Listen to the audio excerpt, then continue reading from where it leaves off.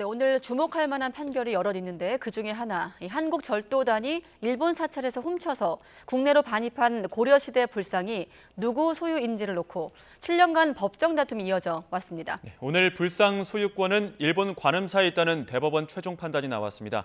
자세한 내용 취재기자 연결해 알아보겠습니다. 송재인 기자. 네, 대법원입니다. 네, 판결 내용 좀 더 자세하게 알려주시죠.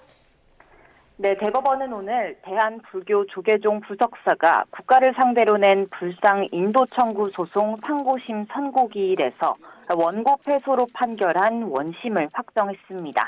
말씀하신 대로 불상 소유권을 둘러싼 소송이 시작된 지 7년 만입니다. 이 불상은 1330년쯤 고려시대에 만들어진 이후 왜구에 약탈당한 것으로 추정됩니다.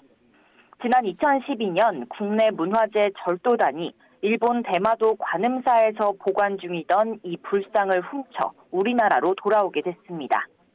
한국 부석사는 1330년경 서주에 있는 사찰에 봉안하려고 불상을 제작했다는 결연문을 근거로 소유권을 주장하면서 지난 2016년 국가를 상대로 불상 반환 요구 소송을 제기했습니다. 이에 대해 당시 정부는 절도단의 형사소송에서 이미 압수와 몰수 판결이 확정돼서 일본에서 반환 청구가 들어온 상태라며 불상을 일본에 돌려줘야 한다고 주장했습니다. 이에 대해 먼저 1심 재판부는 불상이 도난과 약탈 등 비정상적인 방법으로 일본 대마도로 옮겨졌다며 부석사의 돈을 들어줬습니다. 그러나 2심에서 결과가 뒤집혔는데요. 소송 원고인 서산 부석사가 불상을 제작한 서주 부석사와 같다는 게 인정되지 않고 같다고 가정하더라도 일본 관음사가 수십 년 동안 불상을 점유한 사실이 인정된다며 원고 패소로 판결한 겁니다. 대법원 역시 오늘 2심 판단에 문제가 없다고 보고 원심 판결을 확정했습니다.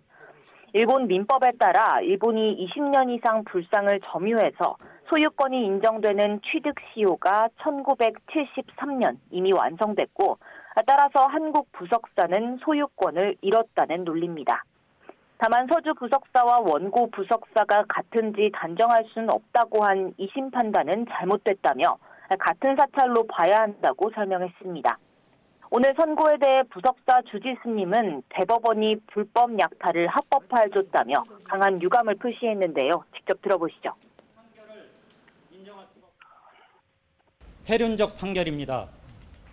우리 대법원은 무력적, 불법적 약탈을 합법화해 주었습니다. 저희는 이 판결을 인정할 수가 없습니다. 이번 소송에 한일 양국 모두 각별한 관심을 가졌던 만큼 대법원 판결에 따른 파장이 이어질 것으로 보입니다. 지금까지 대법원에서 YTN 송재인입니다.